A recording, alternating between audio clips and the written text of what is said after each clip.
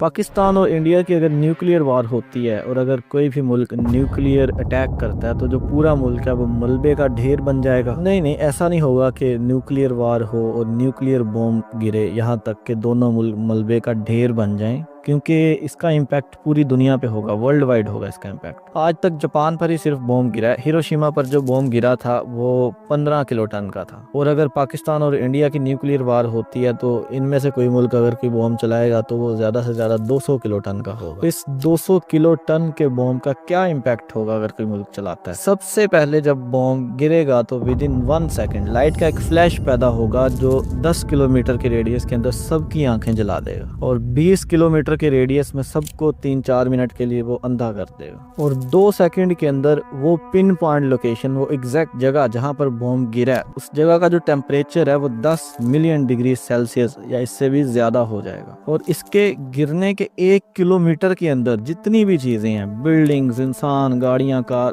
سارا کچھ، وہ سب ایویپوریٹ ہو جائیں گی، اڑ جائیں گی دھول بن کے، سمجھ لیں دھواں بن کے اڑ جائیں۔ وہ پائلٹ جو جاپان میں بوم گرانے گیا تھا اس کا اگر انٹرویو دیکھیں تو اس کے چہرے پر ایک خاص وحشت نظر آتی ہے، جیسے ایک ٹراما اس کے چہرے پر نظر آتا ہے، حالانکہ وہ بوڑھا ہو چکا ہے۔ اس نے یہ بھی بتایا تھا کہ جب بوم گرا تو انہیں یہ انسٹرکشن تھی کہ انہوں نے ایک فکس ٹائم کے اندر اس جگہ سے ایک خاص سپیڈ سے نکل جانا، لیکن سم ہاؤ اس نے جہاز کو اوپر کی طرف کر کے اڑانا شروع کر دیا فل سپیڈ کے ساتھ، اور جب اس نے باہر دیکھا جہاز کی ونڈو سے تو اسے اپنے آس پاس ہیومن آرگنز نظر آئے، انسانی جسم کے اعضاء، لیکن یہ سب سے پین لیس ڈیتھ ہے کیونکہ 1 ملی سیکنڈ میں آپ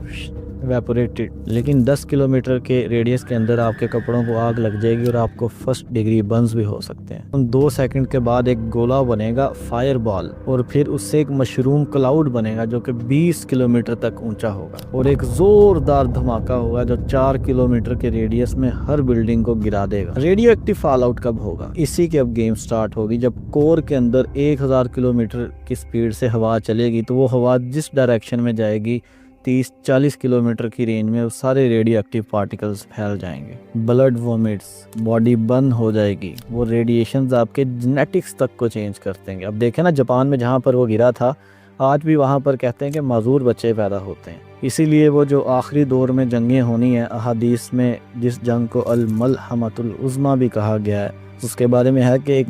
باپ کے اگر 100 بیٹے ہوں گے تو ان میں سے صرف 1 بیٹا بچے گا، باقی سب مر جائیں گے۔ تو جس طرح کے ویپنز آج انسان نے پیدا کر لی ہیں، یہی دکھاتا ہے کہ وہ ایک بہت بڑی نیوکلیئر وار ہی ہوگی جس میں پرندہ اڑتا جائے گا لیکن وہ تھک ہار کر گرے گا تو وہ ایک لاش پر ہی گرے گا۔